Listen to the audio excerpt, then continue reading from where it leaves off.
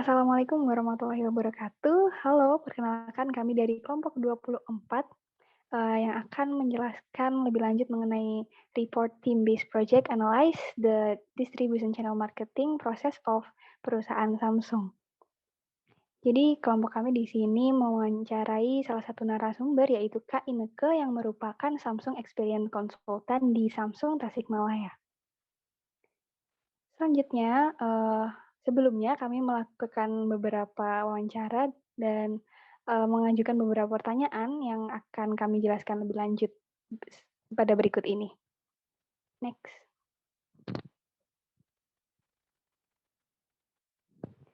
Ya, yang pertama ada company background. Jadi, apa alasan berdirinya Samsung dan tujuan yang ingin diraih untuk beberapa tahun ke depan itu apa sih? Next. Jadi untuk company background Samsung sendiri ini, pada awalnya Samsung didirikan di Korea pada tahun 1938 oleh Lee Byung-chul secara bertahap hingga berkembang menjadi korporasi multinasional seperti sekarang. Di Korea, kata Samsung berarti 3 bintang yang berkaitan dengan berbagai jenis usaha yang ada di Korea Selatan dan juga di berbagai belahan dunia. Visi dari Samsung sendiri ini adalah Inspire the World, Create the Future.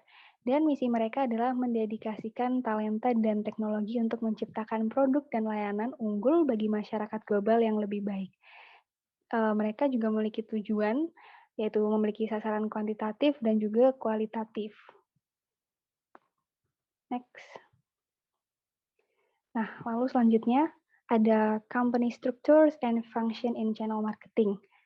Jadi kelompok kami mengajukan 2 pertanyaan. Yang pertama, bagaimana struktur saluran pemasaran bisnis Samsung dan apakah Samsung menjual langsung ke konsumen akhir atau melalui beberapa saluran seperti reseller, retailer, grosir. Next. Nah, jadi Samsung sendiri, lebih tepatnya di Samsung Indonesia, menggunakan 2 saluran utama untuk menjual produk-produknya, yaitu melalui reseller dan retailer. Produk akan dikirim langsung dari produsen Samsung Indonesia, yaitu pabrik utama PT Sein, dan distributornya adalah Sukses Sinergi Mobilindo atau SSM, dan untuk globalnya, pabrik internasional adalah PT Teletama Arta Mandiri atau TAM atau Erafone. Jadi distributor yang digunakan oleh Samsung ini merupakan distributor resmi yang telah ditunjuk oleh para vendor. Nah, sedangkan untuk retailer berupa outlet atau toko-toko tersebar hampir di seluruh wilayah Indonesia yang seperti yang kita tahu hampir di semua kota ada toko untuk Samsung ya, yang menjual Samsung. Next. Nah, selanjutnya ada segmentation for marketing channel design dan service output ya. Pertanyaannya, bagaimana cara perusahaan dapat memenuhi service output atau layanan pelanggan, informasi, variasi produk yang diminta tiap konsumen dari segmen yang berbeda. Next. Nah, pertama untuk segmen sendiri, Samsung memiliki beberapa jenis positioning seperti berikut. Penerapan multi-segmen, imitative positioning, penempatan antisipatif. Dan untuk segmentasi Samsung sendiri dibagi berdasarkan geografis, demografis, behavioral, dan psikografis.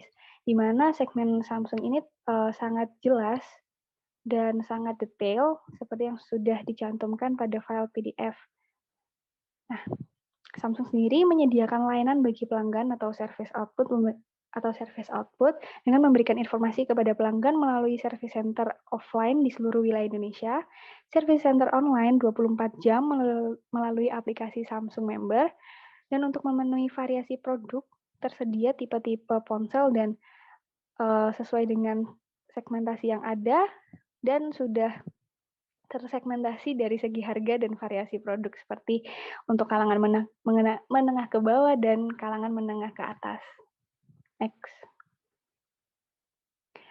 Yang selanjutnya ada channel flows and efficiency analysis. Pertanyaannya, bagaimana sistem aliran saluran yang digunakan oleh bisnis Samsung dan apakah sudah efisien dan apakah tiap anggotanya menghasilkan keuntungan yang sesuai. Next. Nah, untuk Setiap distributor Samsung sudah memenuhi kebutuhan produsen untuk menghasilkan keuntungan dari kerjasama yang terjalin dengan melakukan pembelian produk ke Samsung dan mendistribusikannya kembali ke retailer. Toko atau retailer pun mendapatkan keuntungan dari selisih harga penjualannya kepada pelanggan dan pembeliannya dari distributor resmi.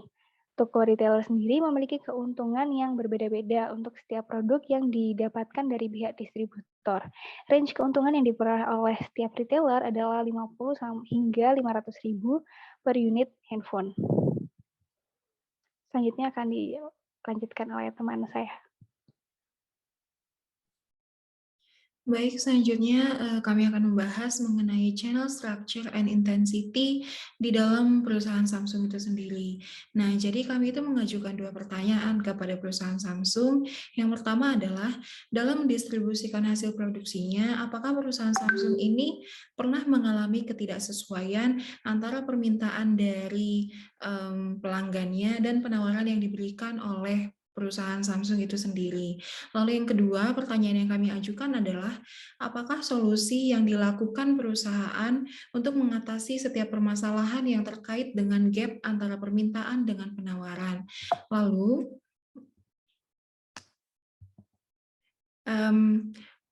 hasil interview yang kami lakukan dengan Kak Ineke tersebut menghasilkan jawaban bahwa kesenjangan di dalam pendistribusian produk Samsung itu terjadi ketika distribusi resmi seperti SSM dan global itu tidak dapat memenuhi permintaan dari retailer.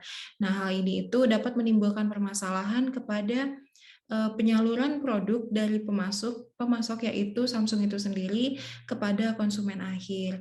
Nah, jadi solusi yang dapat dilakukan dalam memecahkan permasalahan mengenai permintaan penawaran ini adalah dengan cara meminimalisir barang yang disalurkan oleh SSM kepada para retailer dan menggunakan cara pembuatan paket pembelian kepada retailernya.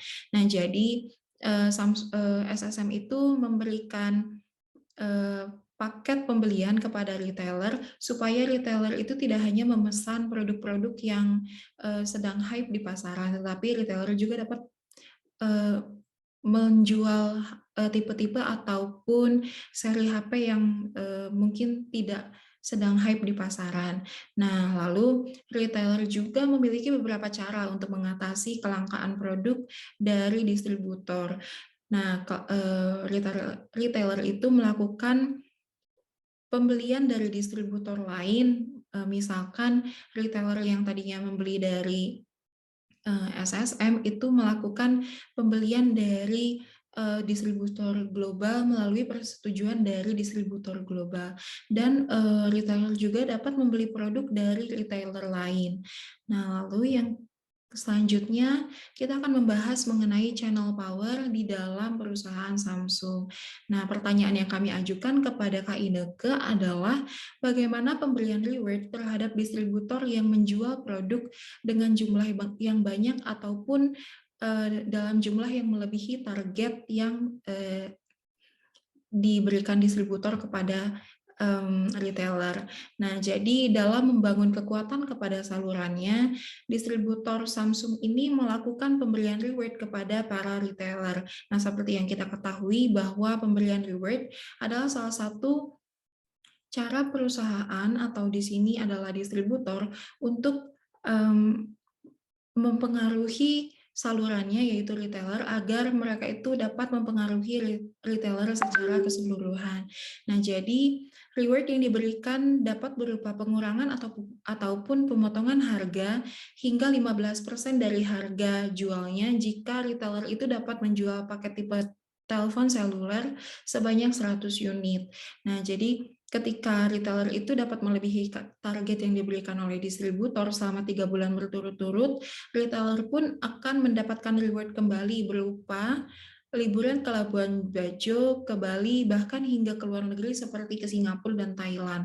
Nah, pemberian reward ini diberikan jika retailer dapat melebihi target penjualan di atas target yang ada. Nah, ketika retailer juga dapat melebihi target penjualan atas produk-produk yang baru dirilis seperti oleh Samsung. Nah, reward yang diberikan oleh distributor kepada retailer juga dapat berupa telepon seluler yang diberikan Samsung secara gratis kepada retailer itu. Lalu selanjutnya kita akan membahas mengenai strategic alliance in distribution. Nah, pertanyaan yang kami ajukan adalah, adakah perusahaan yang diajak oleh Samsung untuk menjadi aliansi, dan jika ada, apa alasan Samsung untuk melakukan aliansi kepada perusahaan tersebut? Nah, lalu yang kedua, bentuk kerjasama apa yang dilakukan oleh Samsung dengan rekan aliansinya? Nah, jadi jawaban yang kami dapatkan adalah Samsung itu membentuk aliansi dalam kegiatan distribusinya agar produk-produknya itu dapat tersampaikan dengan baik ke konsumen akhir, dan konsumen akhir pun dapat dengan mudahnya mendapatkan layanan maupun informasi dari perusahaan Samsung. Nah, jadi aliansi ini dibentuk oleh Samsung dengan distributor, dan distributornya itu melakukan aliansi juga kepada retailer-retailer melalui hubungan kontraktual. Nah, masing-masing pihak yang menyetujui kerjasama itu memiliki haknya dan kewajibannya yang sebelumnya sudah dibahas dan didiskusikan secara lebih rinci dan secara detail, dan hak dan kewajibannya itu sudah disetujui oleh masing-masing pihak. Lalu selanjutnya kami mengajukan pertanyaan terkait vertical integration in distribution dalam perusahaan Samsung. Nah, jadi pertanyaan yang kami berikan adalah, apakah perusahaan Samsung itu melakukan outsourcing dalam mendistribusikan produknya? Jadi jawaban yang kami dapatkan dari narasumber atau Kak Ineke itu sendiri, Samsung itu melakukan outsource ke eksternal supplier dan lebih berfokus dalam kegiatan manufaktur atau produksi produknya.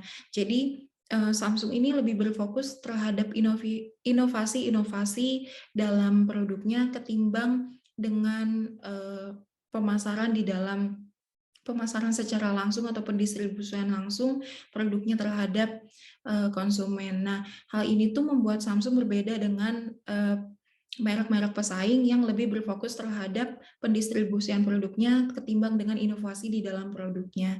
Nah, kegiatan pendistribusian produk yang dihasilkan oleh Samsung ini dilakukan oleh PT Sinergi Sukses Mobilindo yang menjadi satu-satunya distributor resmi Samsung di Indonesia.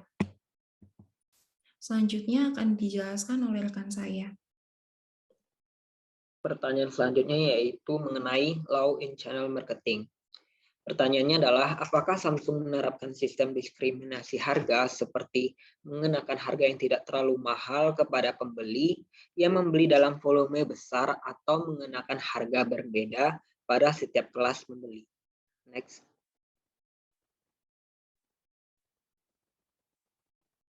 Jadi Samsung itu menyarankan bahwa pelanggan itu hanya dapat membeli produk secara personal kepada retailer pada produk Samsung. Hanya retailer yang dapat membeli dengan jumlah pembelian yang besar dari distributor resmi. Dan tentunya harga pembelian dengan jumlah yang besar tersebut akan berbeda dengan harga pembelian yang dilakukan konsumen akhir di outlet retailer. Jadi konsumen itu nggak bisa beli dalam produk yang besar, mungkin bisa tapi nggak ada diskon gitu loh guys, nggak ada diskon gitu. Dan setiap retailer Samsung memiliki suggested retail price atau SRP di seluruh outletnya, sehingga harga di seluruh outlet itu akan sama. Next. Pertanyaan selanjutnya yaitu mengenai logistik and supply chain management.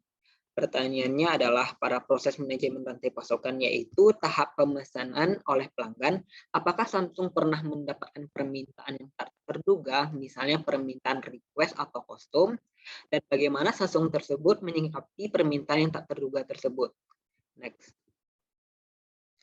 Samsung sendiri mengalami permintaan kostum seperti pemesanan untuk kantor pemerintahan maupun sekolah, untuk type handphone dengan jumlah permintaan yang tinggi. Jadi Samsung pernah mengalami tersebut dan mungkin sering. Dan solusi dari pihak Samsung adalah dengan menerapkan sistem inden dalam waktu 1-2 hari.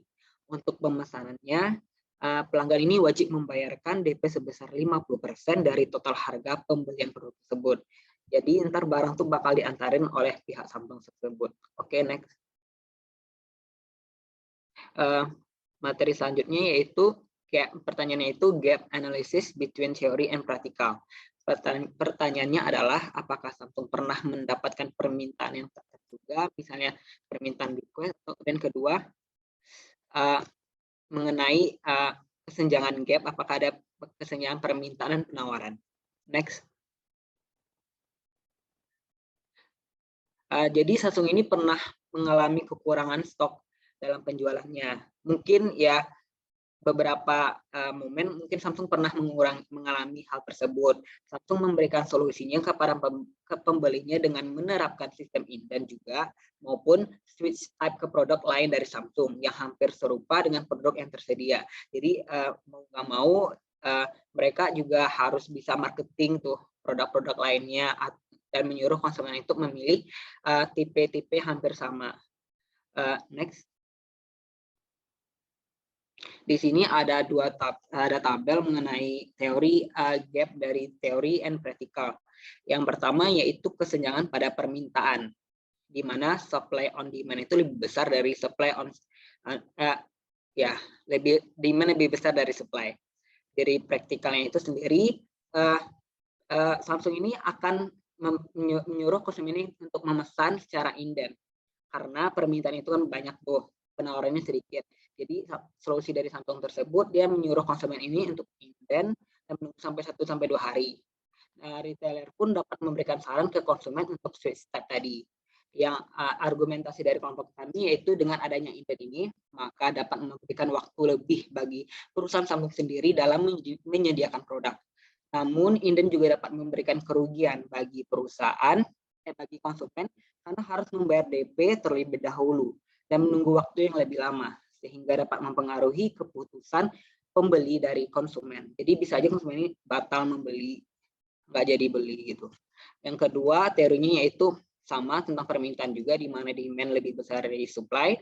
Di sini Samsung sendiri memberikan solusinya yaitu jika kehabisan produk juga, solusi utama itu distributor ini meminimalisirkan barang atau membuat paket per tipe handphone dengan tipe lainnya. Jadi dia itu membuat paket penjualan gitu, digabungin gitu tipe-tipe handphonenya. Jadi kejual juga produk lain.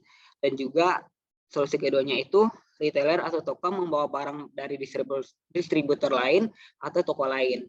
Jadi ditanya dulu tuh produknya itu ada nggak ready di retailer lain gitu. Mungkin sekian argumentasi dari kelompok kami, di mana meminimaliskan barang itu, distributor mengurangi pasokan barang di setiap outlet agar tipe dari produk lainnya itu dapat terjual. Yang kedua, membuat paket per tipe handphone dengan tipe lainnya. Di sini perusahaan mewajibkan retailer untuk menjual beberapa tipe handphone untuk mengurangi kesenjangan permintaan pada salah satu tipe HP. Jadi kejual juga tipe-tipe lainnya, misalnya Galaxy sama Z Flip. Mungkin lagi hype-nya sekarang Z Flip kan, jadi Galaxy itu juga kejual gitu dengan membuat paket-paket gitu.